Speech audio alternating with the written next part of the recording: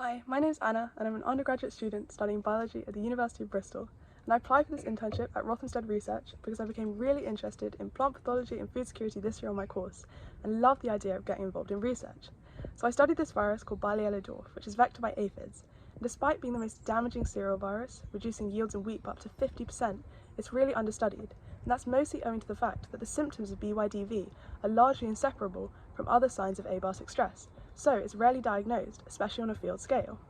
I, however, studied mixed infection, where more than one strain of the virus infect a host plant at once, and I looked at how disease progresses in these mixed infection scenarios and also how strains interact and compete.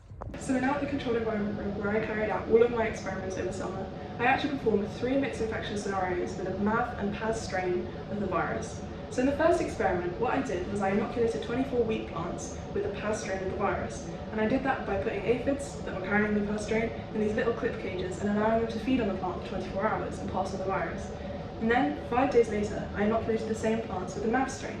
And my hope here was basically to look into this thing called cross-protection, and it's where one strain of the virus is given time to establish in the plant and replicate, and that actually prevents a second challenger strain from colonising the host. I then repeated this experiment in the reverse, first inoculating wheat plants with the MAV strain and then 5 days later with the PAS strain. And finally, I conducted a simultaneous inoculation with both strains at once to get a really good idea of how they compete in the plant host. I did start to see some pretty prominent BYDV symptoms. However, I wanted to try and quantify the relative abundances of different strains on the plant. To do this, I took leaf samples weekly, immediately freezing them in liquid nitrogen to ensure BYDV did not degrade. So BYDV has an RNA genome, which meant lots of RNA extractions to get the virus out of cells.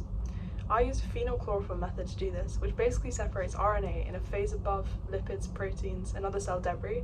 So with the cDNA that I made from all of these RNA extractions, I began BYDV testing, and I first tested general BYDV primers to see whether they could amplify all the different strains of BYDV, and I did that using qualitative PCR and then running the results on a gel. Then I wanted to test the strain-specific probes which are involved in attack-man PCR to see whether they could distinguish between the MAV and PAS strains of the virus. So far, I've got some pretty weird results, but it's been pretty fun trying to work out what's going on.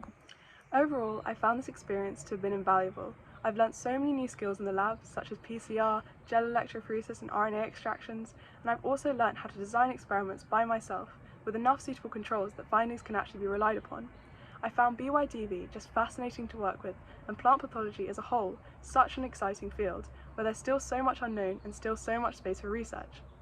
I want to give a massive thank you to BSPP for funding my internship, and also to my supervisor Lawrence Bramham for teaching me so many new skills, helping me through the challenges, and also knowing a lot about BYDV.